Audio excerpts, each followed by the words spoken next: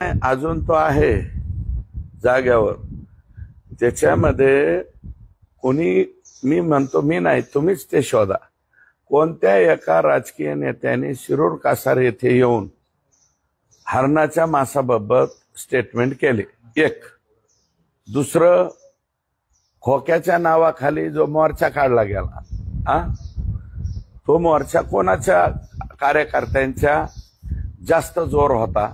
दोन, आणि कोणाच्या कार्यकर्त्यांनी मुंबईला जाऊन उपोषण केलं, आणि उपोषणाचे भाषण काय तर कुणीकडे त्याला दर्जा नाही, काय नाही, दर्जाहीन भाषण। आणि त्या दर्जाहीन जो उपोषण होतं, नंतर मला वाटतं त्यांच्याकडे कोणी काय भेटायला आलं नाही, ते आपसूक उपोषण सोडून आले।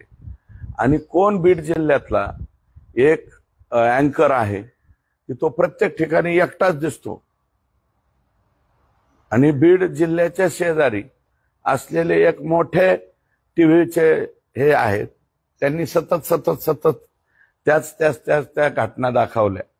आणि मुंबईमध्ये जे उपोषण ठेवलं त्याला ते बिश्नोई समाजाचे 4 लोक, बिश्नोई समाजाचे 4 लोक हे राजस्थानवरून विमानाने त्या मोर्चाच्या ठिकाणी आणण्यात आले।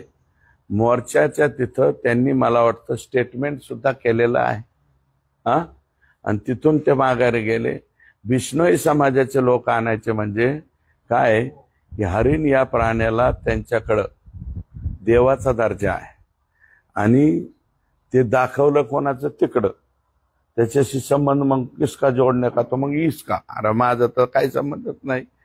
काय कधी तर खोक्या अटक जरी झाला तर मी काय कोणाला सांगितलं बी नाही, मी कोणाला बोललो नाही। त्याचं घर सुद्धा बिचाऱ्याचं उद्ध्वस्त केलं। मग आता घर उद्ध्वस्त केल्यावर मतदारसंघाचा प्रतिनिधी म्हणून मी जायला पाहिजे का नाही? त्यांचा आणि ढाकणे कुटुंबियाचा वाद झाला, ते ढाकणे कुटुंबियाला जाऊन मी भेटलो।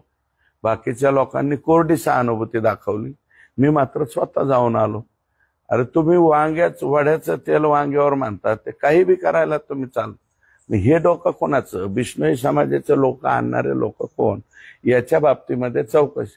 म्हणजे अजून बी तो प्लॅन काय संपलाय असं मी म्हणत नाही बरं का, तो प्लॅन चालूच आहे आत्ता बी। आणि मला काही पोलीस अधिकाऱ्यांकडून सुद्धा, म्हणजे किमान ज्यात काही अधिकारी आहेत की बाबा हे अशा पद्धतीचं व्हायला लागलंय, तुम्ही जरा, म्हणजे अक्षरशः संरक्षण घ्या म्हणण्यापर्यंत आलं। मला एसपीनी सुद्धा फोन केला होता की तुमको संरक्षण चाहिए क्या, मी म्हणलं मेरे को नको संरक्षण, परंतु दुसऱ्याच्या हाताने, पर हाताने काटा निघला पाहिजे, हे सुद्धा डोकं चालवणारी काही मंडळी बीड जिल्ह्यात आहे। आणि बीड जिल्ह्यातल्या आपल्याच जिल्ह्यातले ते नेते मंडळी आहेत, त्यांचेच हे कार्यकर्ते आहेत। यातलं कुणाचं डोकं आणि याच्या पाठीमागचा मास्टर माइंड कोण, याची चौकशी करण्यासाठी मी पत्र त्या ठिकाणी देणार आहे। फक्त ते अंजली दमानी या ताई आणि त्या दुसऱ्या तृप्तीताई यांना विनंती आहे, तुम्हाला काय स्टेटमेंट करायचंय, काय करायचं तिकडलं तिकडं करा।